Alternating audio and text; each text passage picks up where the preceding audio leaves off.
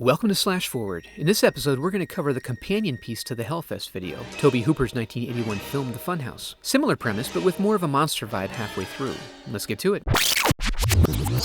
The movie starts with a POV shot in a child's bedroom, which is decked out with the finest horror decor. The scene plays out over heavy breathing, gloved hands, and then some sort of sex wall, which seems questionable. The hand makes its selections before visiting a young lady in the bathroom. I assume she's an adult, but she looks disturbingly young in this scene. Tobe definitely made some choices here. And she continues to loofah as he creeps up and rips open the curtain, struggling with her in a psycho-esque scene. He stabs her slowly as she resists, but is unable to prevent the attack. But we come to find out this was just an epic prank. I guess congratulations are in order? Although this particular prank involved a lot of staring at the parts that make your sister a lady. She marches down the hall to tell him what for and gets double pranked, which sets her off. Not only is she not going to escort him to the carnival, but she also vows revenge at a later unspecified time. Amy finishes getting ready while her dad warns her against the carnival due to some girls gone missing a couple years back, while her mom trashes her dating choices. Thanks guys, be back never. When she gets in the car with Buzz, she does take her dad's suggestion to heart and asks if they can hit a movie instead. But he doesn't like that and doesn't seem like the type of guy to take no for an answer. They pick up Liz and Richie and prepare for an enhanced carnival experience. In the meantime, Joey is determined to meet up with his fellow horror freaks and sneaks out of the house. This happens right as the others make it to the carnival. Buzz and Amy share an intimate handshake and head in, where Buzz grunts out his insecurities, and they all partake in a variety of classic carnival activities. Liz and Amy take a break in the scuzzy bathroom where they're accosted by a bag lady. God is watching you.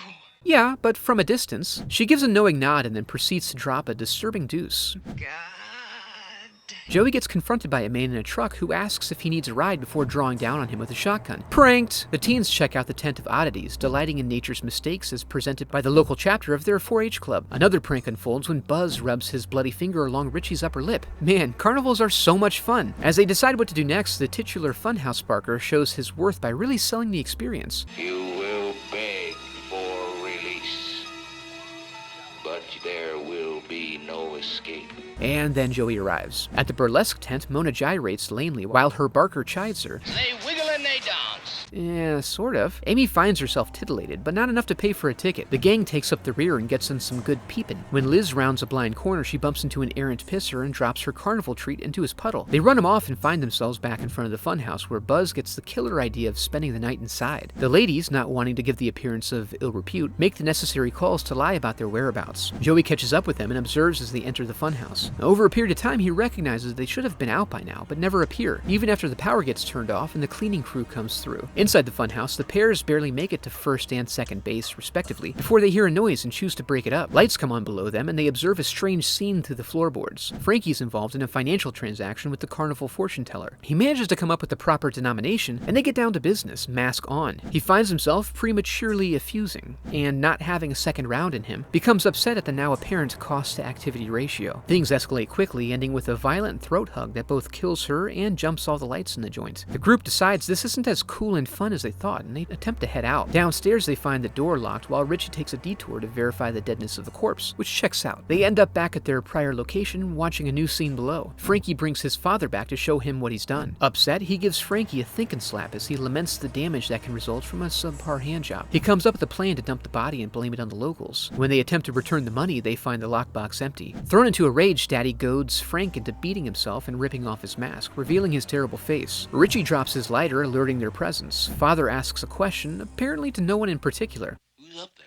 And since coming down is the only way out, the group finds themselves in a pickle. No way out, and Richie's got their money. Thanks a lot, dick. As they work on this, we see Joey looking for a way in and getting snatched. Inside, the group is startled when a spooky skeleton springs up. In the confusion, Richie is somehow lassoed with a noose and pulled into the rafters. Outside, we see that Joey was in good hands with this tender carny, who called in his parents to show how good he'd done. Inside, a cart with a figure comes down the tracks. Buzz goes in both hard and blind, burying his axe into the back of what they discover to be Richie's head. Liz is overcome and follows him partway down the track before falling into the pit of despair. Amy steps away for some fresh air and sees her parents outside, but her screams are in vain due to the excess ambient noise, and she's forced to watch helplessly as they drive away. Liz wakes up in a ventilation shaft and finds herself slowly confronted by Frankie. She attempts to lure him in with her feminine wiles. I can make you feel good. although her definition of good appears to require calibration as she stabs him when he moves in for a warm embrace. But he ultimately gets the upper hand on her. Meanwhile, Amy and Buzz are confronted at gunpoint by Daddy. Buzz pounces at the first opportunity, but he didn't account for his carny strength. He still manages to push him into a sword, confirming they should really tone down their props. As Buzz looks for the keys, he finds out they are a family that hugs, and then he is pounced upon by Frank. Amy starts to run but has second thoughts. However, when Buzz appears, it confirms her first instinct was correct. She finds herself overwhelmed by a symphony of sensory stimuli. She runs and climbs around, finding herself in the belly of the haunt. She again stares and crawls around for no good reason before just kind of giving up. Are you no longer having fun? Frank jumps down and they get into it, with her eventually hitting him with a crowbar, but to no real effect. She eventually wins on a technicality when he succumbs to a sequence of clear code violations. She stands around some more, bearing witness to the carnage. She then wanders out into the morning sun and stumbles off amidst the weirdos.